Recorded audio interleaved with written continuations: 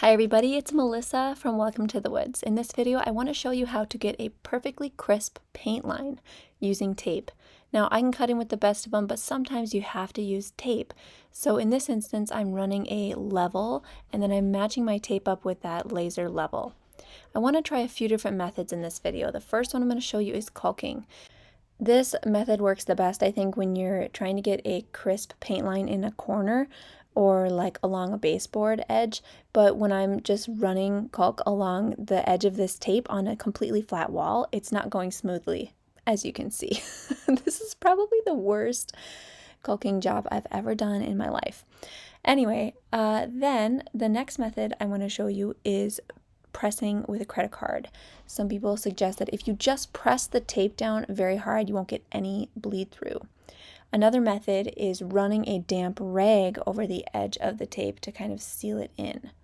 But my favorite method is actually to paint the existing wall color over the edge of the tape before you do your new color. And the reason I like this method is that it works even on textured walls. So if you have access to the exact same paint color, this is the one I would recommend the best. It's also the easiest. You just have to add one step of letting that initial wall color dry.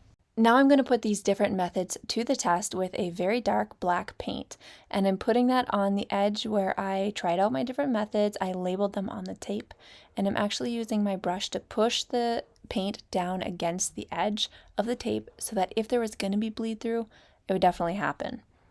4 hours later, I came in with a second coat of black paint, and I'm doing this because a tape method has to withstand paint drying over the tape. Otherwise, it's really not that helpful. It's easy to get a crisp paint line when you don't let the paint dry. So here, right after my second coat of black paint, I am going to remove the tape and see how we did. My first peel is the layered paint method where I painted the beige and then the black, and the line is perfectly crisp. I'm very happy with it. The next method is where I caulked, and the caulk did leave a perfect line. However, it also left a small ridge, and if I didn't spread the caulk with my fingers, this would have been even worse. It also has a slightly different texture where the caulk was applied first.